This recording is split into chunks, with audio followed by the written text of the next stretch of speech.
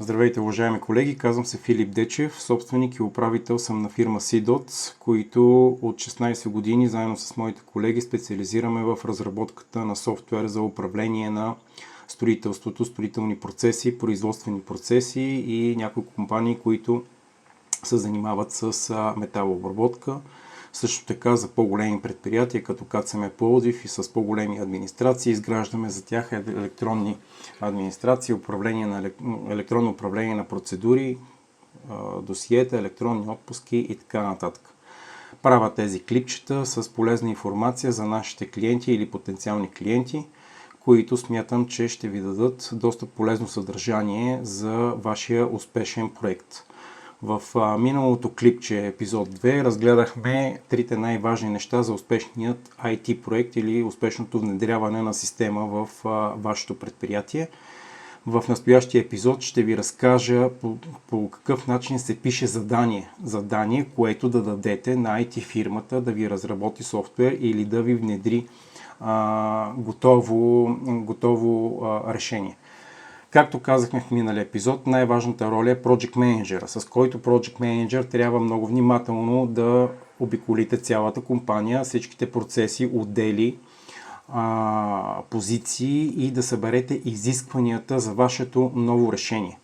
Това е нещо много важно и след него е да ги разделите на 3 неща, които задължително трябва да имате в новото решение или в новия софтуер, неща, които е пожелателно да имате в новото решение и вашите мечти или така нареченото, вашите космати мечти. Това е така американски термин, в който е смисъл, като си го помечтаеш, така чак да ти настръхнат космите, за внедряването, което трябва да направите.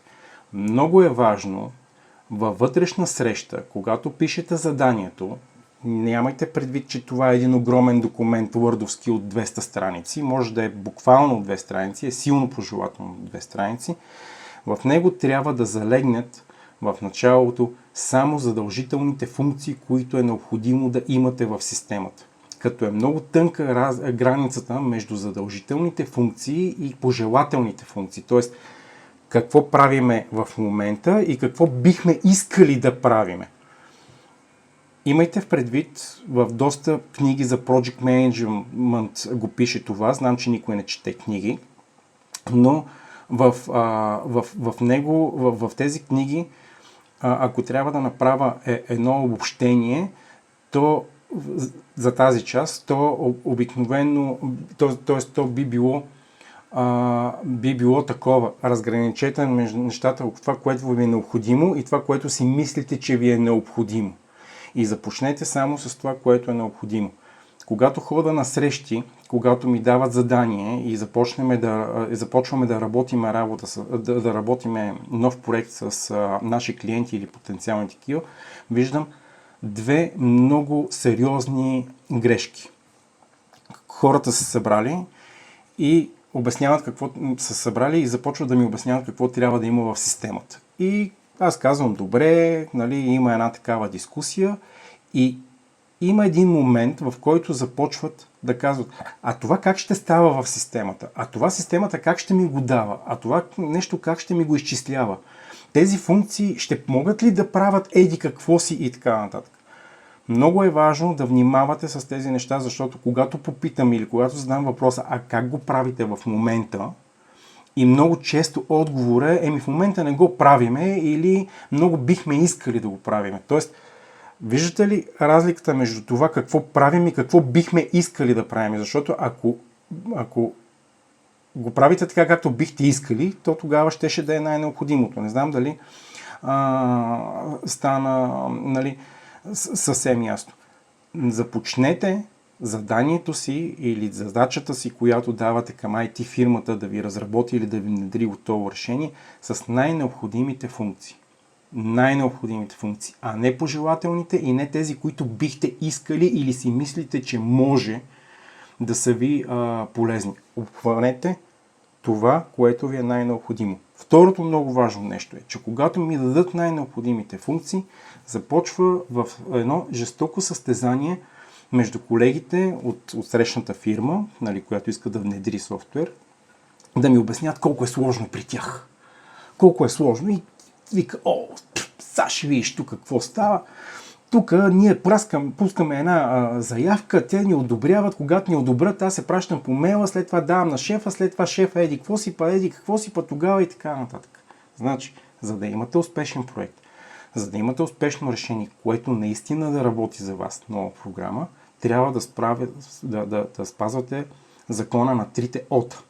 Опростяване, опростяване, опростяване. На първо място необходимите ви процеси и на второ място ги опростете. В книгата си "Основи на икономиката" на Томас Сойл, никой не обича да чете дебели книги, то и аз не обичам да чета дебели книги, просто ми стана много интересно. Казва много интересни модели за управление на фирмите, доста ги обяснява и доста в детайли, но обобщено това е, което ви казах за закона на трите ота за опростяване. Тук той пише, че тези фирми в Америка и в света, които са най-успешни, са тези, които са с най-простите процеси. Така че, вземете най-необходимото, седнете и го опростете. Някой ще кажат, тогава за какво ми е тази система?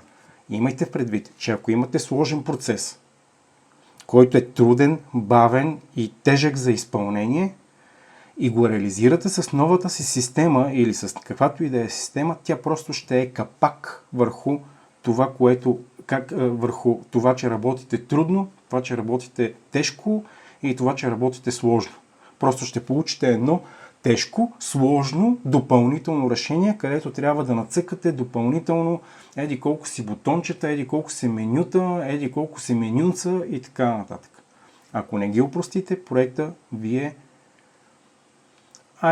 да не кажа най-лошото обречен, но той със сигурност няма да ви донесе ползи. Нека си видя тук жокерчето. Така че да, процесите са задължителни, пожелателни и мечти. Това, което иска да ви кажа е, че когато внедрите най-необходимото и то по най-простия начин, системата по-нататък, практиката го показва, ще ви покаже какво може да направите още, т.е.